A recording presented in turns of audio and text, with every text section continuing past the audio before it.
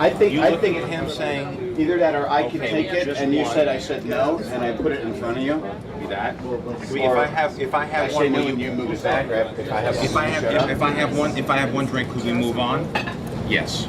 and he takes it. Takes a drink. Now, do we cheers before that? That'd be If good. we have one drink, okay, here.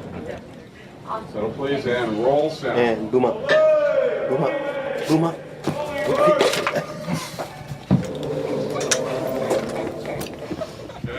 Okay. Ready and action. Honey, I hate it when we fight. Good morning, Mr. Told Stark. you I'm not mad. I'm I just said I was indifferent. sorry. Thanks. I don't want to hear you. What more You do you don't need than an respect apology? yourself. I Oh, definitely boy. know you don't respect me. John recognizes that the script is a skeleton. The comic book is a skeleton.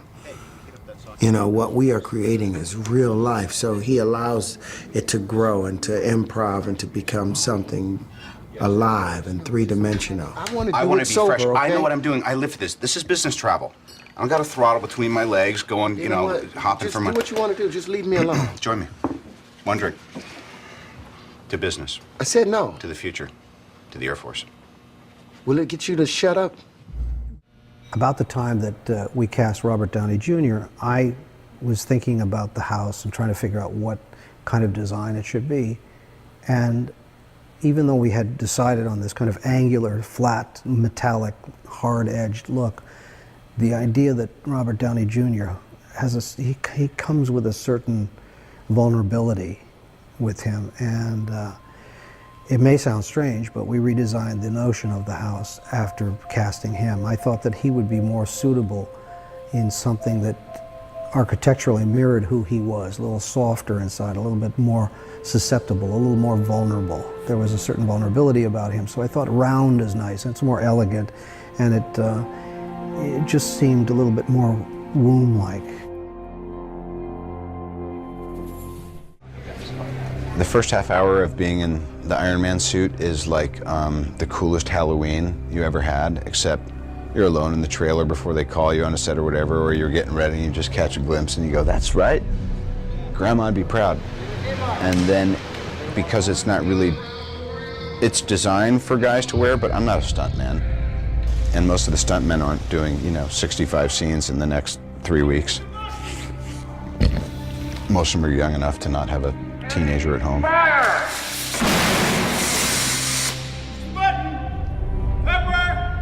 It was tough, and as we went further and further along, I realized I could wear the suit all the time, but I can't wear the suit all the time and be an effective actor. I'm sorry, did that interrupt your flow? I guess this is a draw. The last couple weeks of shooting, I was like, you know what? I made it this far. I need to sleep. I want to eat pasta. I don't care if I'm puffy tomorrow. Don't put me in a t-shirt, kiss my ass. I did all that stuff because then the job is you drop the saddlebags and you charge out of Dodge City, because you want to get out without getting your ass bit by a rattlesnake. Now it's time for both of us to go. That's the law of nature, Tony! Oh!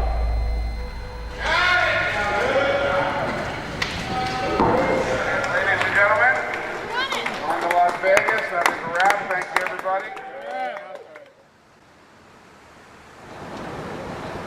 Here we are out in front of Caesar's Palace, the third movie I've done here. And we're exhausted. We're doing a death split, which means you start at midnight and go into the next day. We tried to turn around. Everybody stayed up as late as they could, gambling and partying last night, and tried to sleep all day. I, for one, was not able to sleep all day, and I have to act and direct today. So this could all go to hell in a handbasket on our last day of principal photography. But here we are. This is the big finish line. We always knew that if we got here, we'd be in good shape. So it's a bit of a celebration. It's going to be a fun scene. We're going to start outside, then go inside, and here he is, Tony Starks. Tony Stark. I was just saying, we don't need sleep. We got talent. That's right. Work it, work it, work it. Winner! I'm just so proud of everybody and satisfied and the whole deal. I mean, in my psyche right now, it's that thing of like someone was saying the last day of high school and, you kind of just can't wait to throw your hat up, but then you're like, what am I going to do with the rest of my life? And I just remember last, October, November, and meeting John regarding this, and then screen testing, and then pre-production. To me, like, most of us were burnt by the time pre-production was done, because we prepped ourselves into a tizzy. And then there's starting in the first 2 weeks in the cave, and then going to Lone Pine, and then it was Air Force Base. I mean, it's the problematic thing of looking at a schedule, or looking at what anyone looking at what their life is for the next 3 months. It's like, this can't be done.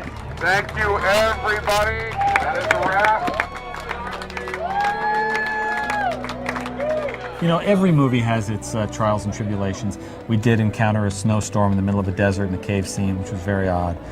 We did have sets that blew away and blew down, but it actually, the movie gods were with us most of the time.